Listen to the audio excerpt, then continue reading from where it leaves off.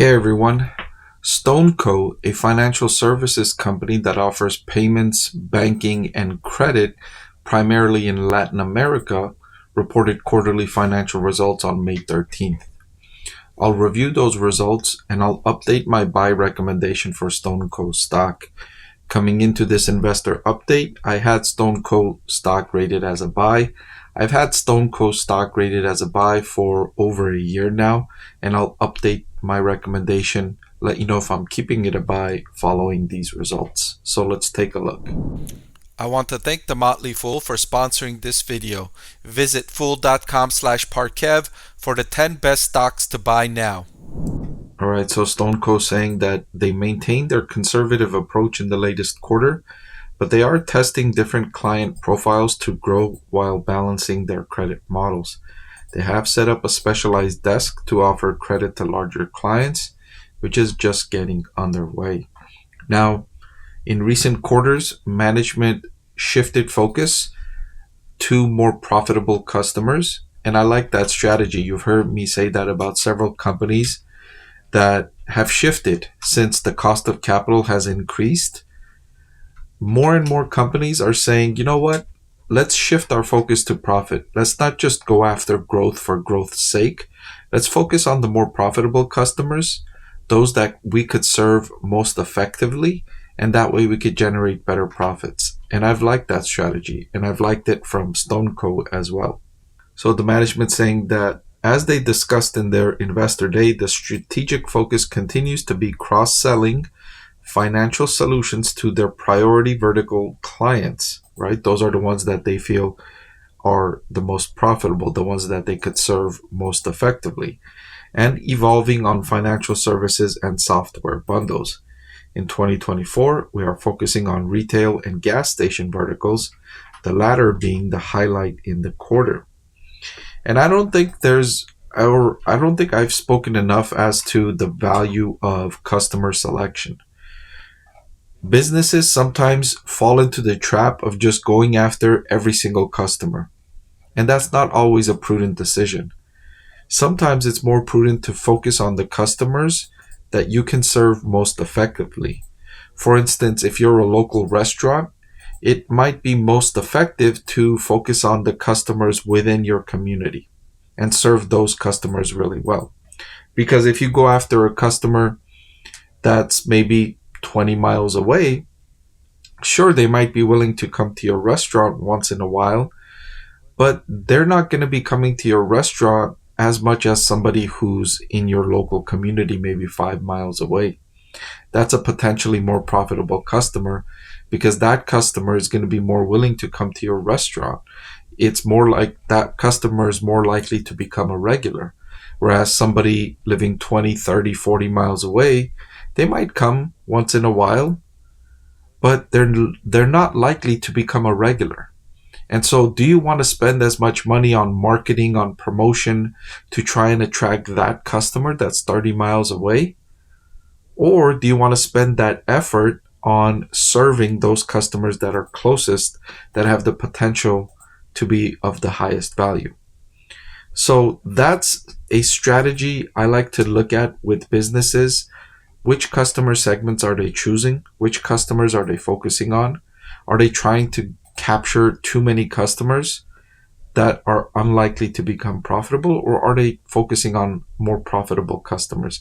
Stoneco is one example of a company that's now focusing on more profitable customers, and it's a strategy that I like to consider, and especially with certain types of businesses, I like to think of as an effective strategy when you're not trying to go after the entire market, every single customer.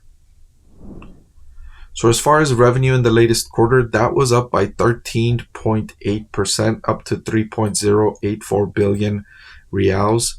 And that was driven by a 16% increase in financial services revenue, mainly as a result of active client growth and higher monetization from clients in their MSMB segment.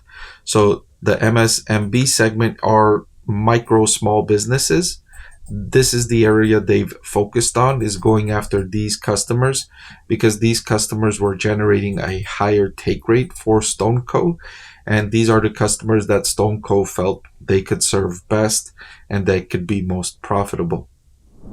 So management provided investors guidance for their longer term outlook all the way out to 2027.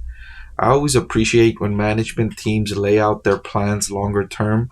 It gives me an idea of the direction they're headed, and it allows me to predict the probability they will hit these targets.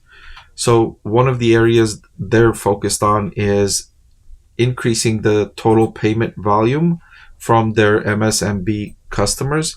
They expect that it will grow from 350 billion Brazilian reals up to over 600 billion by 2027, which would be a growth rate of 13%, a compound annual growth rate of 13%.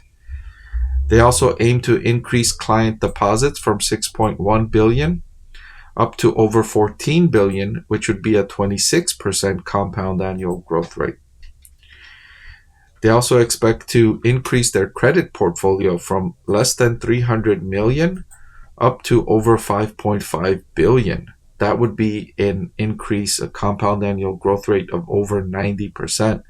So they're really going to lean into credit. They're really going to lean into lending. And that has two sides. One, it will generate more interest income. It will generate more fees. But on the downside, it will be riskier because of the risk of default. But given that they're focusing on micro, really small businesses, the risk will be spread out enough, in my opinion, that the risk of one individual customer defaulting or a group of customers defaulting will be diversified across its portfolio. Now, if it focuses these risks in, let's say all of these risks are focused, or most of this lending is focused in Brazil, then the risk of an overall decrease in the economy would cause an increase in the defaults of the entire portfolio, because you're exposed to the entire Brazilian economy. And if there's a recession, if there's big job loss, then that could cause increasing defaults.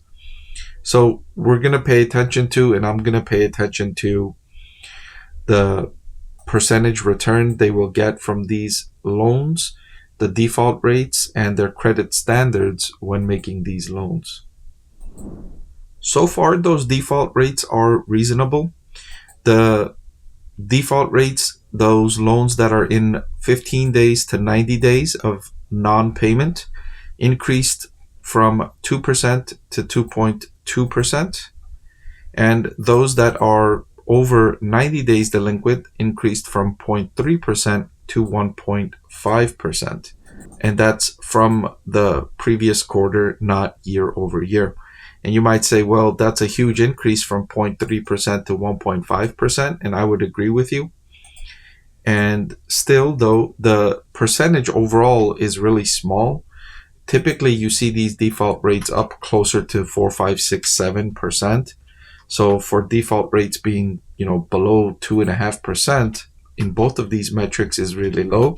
And that signifies that they have tight credit standards.